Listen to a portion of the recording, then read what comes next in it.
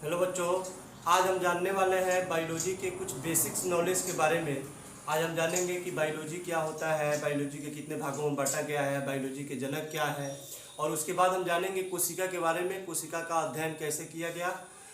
तो सबसे पहले जानते हैं हम बायोलॉजी किसे कहते हैं। तो जो सजीवों का अध्ययन किया जाता है उसे ही क्या कहते हैं, जीव विज्ञान कहते हैं। सजीवों का अध्ययन क्या कहलाता है, जीव विज्ञान कहलाता है। जीव विज्ञान का सबसे पहले क्रमबद्ध जो स्टडी किया था वो किसने किए थे, अरस्तु ने किए था। इसीलिए जीव विज्ञान का जनक किसे माना जाता है, अरस्तु को माना जाता है। जीव विज्ञान को हम दो भागों में बांटते हैं। एक को बोलते हैं जंतु विज्ञान, जिसे अंग्रेजी में कहते हैं जूलॉजी, और दूसरे को बोलते हैं वनस्पति विज्ञान, जिसे अंग्रेजी में कहते हैं बॉटनी। जंतु विज्ञान के भी जनक अरस्तु को ही माना जाता है।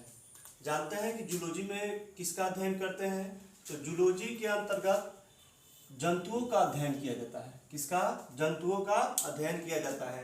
जबकि बॉटनी के अंतर्गत पेड़ पौधों के बारे में अध्ययन किया जाता है।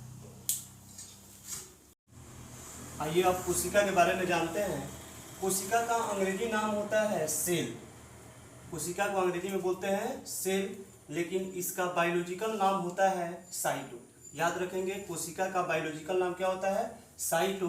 इसी के कारण से कोशिका का जो अध्ययन किया जाता है उसे साइटोलॉजी कहा जाता है। क्या कहा जाता है, साइटोलॉजी कहा जाता है। अब देखेंगे कोशिका का खोज किसने किया था। तो कोशिका का खोज 1665 ईस्वी में रॉबर्ट हुक ने किया था। कोशिका का खोज 1665 ईस्वी में किसने किया था, रॉबर्ट हुक ने किया था। लेकिन रॉबर्ट हुक के द्वारा जो कोशिका खोजा गया था वो मृत कोशिका था। तो जीवित कोशिका किसने खोजा, तो जीवित कोशिका एंटोनी वान लीवेनहॉक ने खोजा था। किसने खोजा था, एंटोनी वान लीवेनहॉक ने। कब खोजा था, 1674 ईस्वी में। इसके बाद कोशिका के अंदर केंद्रक का खोज हुआ। कोशिका के अंदर किसका खोज हुआ, केंद्रक का। कोशिका के अंदर केंद्रक का खोज हुआ 1881 ईस्वी में। किसने किया था, रॉबर्ट ब्राउन ने किया था।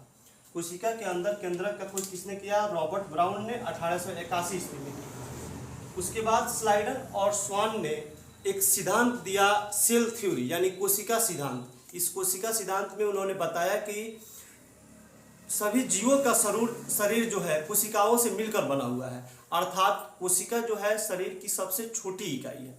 अब यहीं पे लोग कंफ्यूज रहते हैं। लोग बोलते क्या है कि कोशिका शरीर का सबसे छोटा अंग है। तो बाबू, छोटा अंग नहीं है, कोशिका शरीर की सबसे छोटी इकाई है। और इस कोशिका सिद्धांत को देने वाले व्यक्ति कौन थे, स्लाइडन और स्वान। याद रखिएगा, कोशिका सिद्धांत किसने दिया, स्लाइडन और स्वान।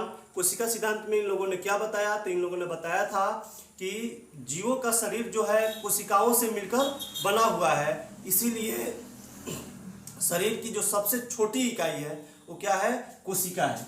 अब जानते हैं हम कि कोशिका में सबसे बड़ा ओवरऑल मतलब पूरे विश्व में सबसे बड़ी कोशिका कौन सी है, सबसे छोटी कोशिका कौन सी है।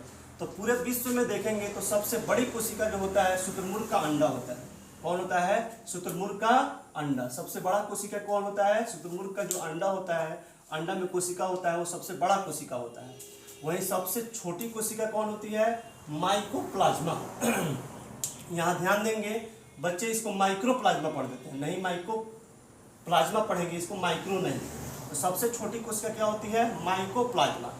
ओवरऑल पूरे दुनिया में सबसे बड़ी कोशिका शुतुरमुर्ग का अंडा, सबसे छोटी कोशिका माइकोप्लाज्मा।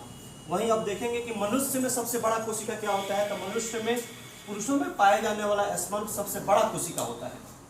वहीं मनुष्य में सबसे छोटा कोशिका क्या होता है, तो स्त्रियों के अंडाणु में पाए जाने वाला कोशिका जो होता है वो सबसे छोटा कोशिका होता है। फिर मानव में सबसे लंबी कोशिका क्या होती है, तो न्यूरॉन होता है, और यह मस्तिष्क में पाया जाता है। अब यहाँ पे सोचिएगा कि एक बार सर लंबा बता रहे हैं, एक बार बड़ा बता रहे हैं। तो बड़ा लाल किला देखे हैं ना आप, या लाल किला के बारे में जानते होंगे। लाल किला बड़ा है, जबकि कुतुब मीनार क्या है, लंबा है। उसी तरह से कोशिका में भी बड़ा कोशिका होती है और लंबी कोशिका होती है। तो मानव में सबसे लंबा कोशिका जो होता है न्यूरॉन होता है, और सबसे बड़ा कोशिका जो होता है वो पुरुष का स्पर्म होता है। और मानव में सबसे छोटा कोशिका क्या होता है, स्त्रियों का अंडाणु। न्यूरॉन में कोशिका का विभाजन नहीं होता है, न्यूरॉन में कोशिका का विभाजन नहीं होता है। अब कोशिका विभाजन का मतलब समझिए कि कोशिका का विभाजन क्या होता है। अगर हमारे शरीर के किसी अंग की कोशिका अगर काम नहीं कर रही है तो वहाँ पे नई कोशिका क्या करती है, अपनी कोशिका को, पहले एक ऐसी कोशिका थी, अब ये क्या करता है, कोशिका का विभाजन होता है, ये दो छोटे छोटे कोशिकाओं में अलग अलग हो जाता है और धीरे धीरे इसका विकास होता है और फिर अपना तो कोशिका बनाया ही, और जो हमारी कोशिका खराब हो गई थी उस कोशिका का भी स्थान ले लेता है इस तरह से। तो कोशिका विभाजन का मतलब यहाँ पे होता है नए कोशिकाओं का निर्माण करना।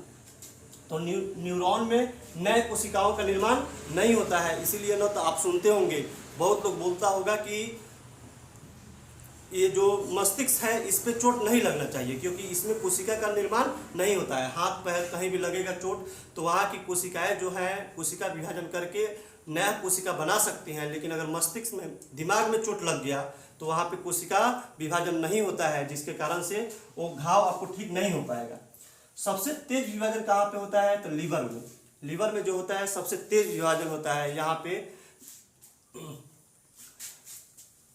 अगर कोई चोट भी लग जाए तो बड़ा जल्दी रिकवर हो जाता है। अब इसके बाद हम लोग जानेंगे कि कोशिका के कितने अंग हैं, उन सभी अंगों का काम क्या है। धन्यवाद, मिलते हैं अगले वीडियो में।